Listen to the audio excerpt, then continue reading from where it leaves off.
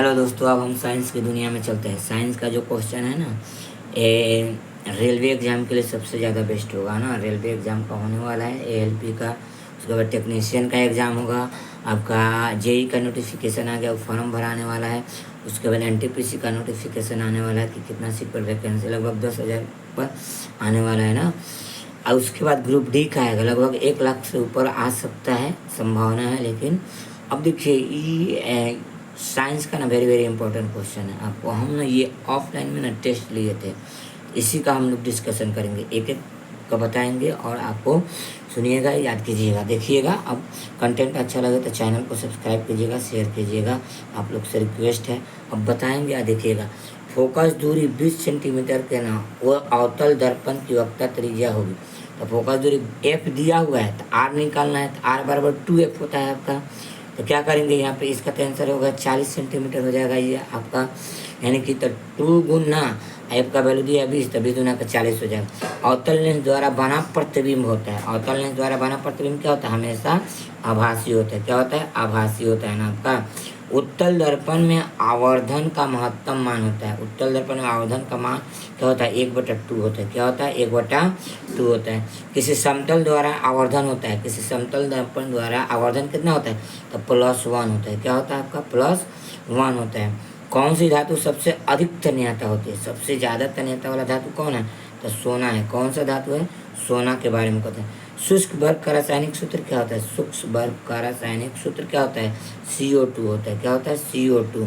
सारा ये एनसीईआरटी के बुक का क्वेश्चन है ना, वेरी वेरी इंपॉर्टेंट।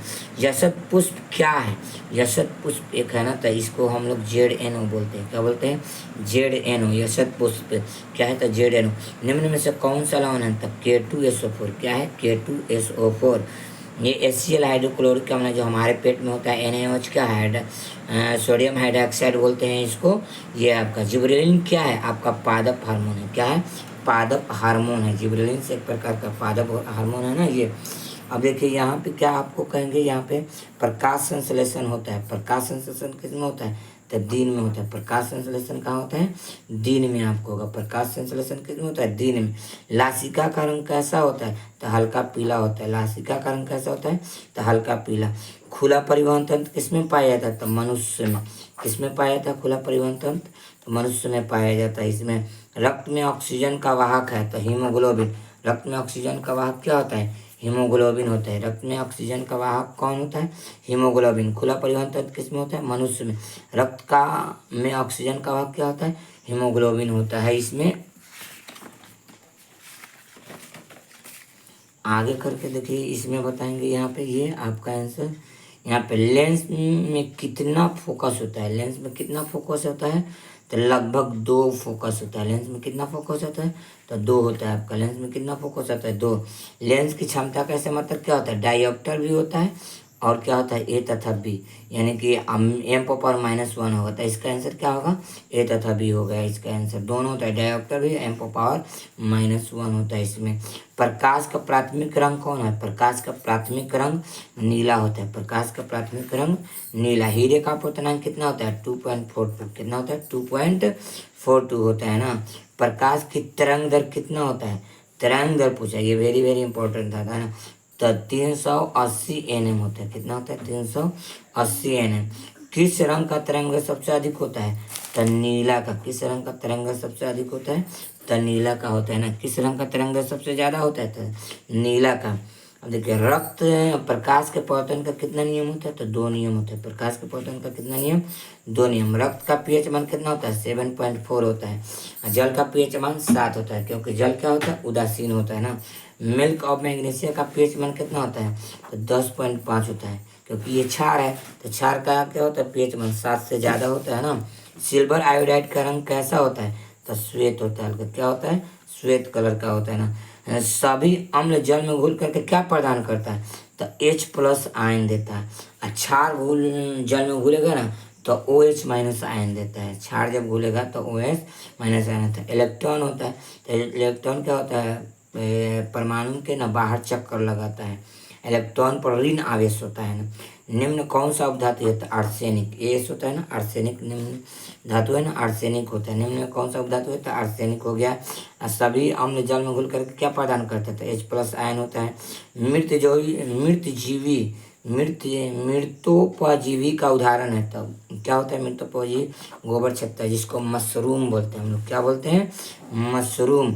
ट्रैकिया किस जीव का श्वसन अंग है? तो तेलचट्टा का। ट्रैकिया किस जीव का श्वसन अंग है? तो तेलचट्टा का। ये हो गया ना। आपका अगला प्रश्न देखते हैं। ये किसमें स्वपोषी का पोषण होता है? किसमें क्या होता है? स्वपोषी का पोषण होता है ना। तो स्वपोषी सिर्फ किसमें होता है? पौधा में, ओनली पौधा में आपका हो जाएगा ये। शरीर में भोजन का पचना किस प्रकार का अभिक्रिया है? शरीर में भोजन का पचना किस प्रकार अभिक्रिया है? तो उपचयन अभिक्रिया है। किस प्रकार का? उपचयन। वायुमंडल में CO2 कितना प्रतिशत है? 0.03% होता है। कितना परसेंट? 0.03% होता है आपका ये। प्रकाश संश्लेषण द्वारा किसकी प्राप्ति होती है? तो प्रकाश संश्लेषण द्वारा हमको क्या प्राप्त होता है?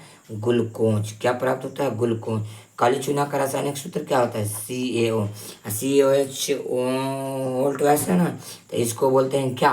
भाखरा चूना बोलते हैं इसको, भाखरा चूना। ये जल का फार्मूला है। ये D2O भारी जल का सूत्र होता है ना, D2O भारी जल। रासायनिक अभिक्रिया में भाग लेने वाले पदार्थ क्या कहलाते हैं? रासायनिक अभिक्रिया में भाग लेने वाले पदार्थ क्या कहलाते हैं? अभिकारक कहलाते हैं। क्या कहलाते हैं? अभिकारक। लौंग का तेल किस प्रकार का सूचक है? तो लौंग का तेल आपका प्राकृतिक है। अब प्राकृतिक हो गया। नैफ्थलीन का गोली होगा, ये तुम्हारा कृत्रिम सूचक होता है ना। हाँ, कृत्रिम सूचक होता है। जल में घुलनशील भस्म क्या कहलाता है? तो जल में घुलनशील भस्म कहलाता है लवण। क्या कहलाता है? जल में घुलनशील भस्म क्या कहलाता है? लवण कहलाता है आपका। निकट दृष्टि दोष में किस लेंस का प्रयोग करते हैं? निकट दृष्टि दोष होता है ना, इसमें किस प्रकार का लेंस प्रयोग किया जाता है? तो अवतल लेंस। किस प्रकार का? निकट दृष्टि दोष में अवतल। दूरदृष्टि दोष में हम लोग उत्तल लेंस का पढ़ते हैं, तो उसको अभिसारी लेंस भी बोल सकते हैं, कभी अभिसारी लेंस दे देता है ना। और अपसारी लेंस को अवतल लेंस का बोला जाता है। किस रंग का तरंगदैर्घ्य सबसे अधिक होता है? किस रंग का? एक और बताते ना, तो लाल रंग का होता है ना। किस रंग का तरंगदैर्घ्य सबसे अधिक होता है? तो लाल रंग। किसके कारण तारे टिमटिमाते हैं? तो वायुमंडलीय अपवर्तन भी है और प्रकाश का अपवर्तन है, दोनों होगा ए तथा बी। प्रकाश का अपवर्तन और मंडलीय अपवर्तन के कारण क्या होता है? आकाश में तारे टिमटिमाते रहते हैं ना। अंतरिक्ष से देखने पर यात्री को कैसा दिखाई देता है आकाश? तो काला दिखाई देते हैं ना। अब दूरदृष्टि दोष में किस लेंस का प्रयोग करते हैं? तो अपसारी लेंस का। दूरदृष्टि दोष में अभिसारी लेंस का, अभिसारी लेंस का प्रयोग करते हैं हम लोग, जिसको उत्तल लेंस बोलते हैं ना। कौन सी धातु सबसे क्रियाशील है? तो देखिए सबसे अधिक क्रियाशील है तो उसमें पोटेशियम बोलेंगे।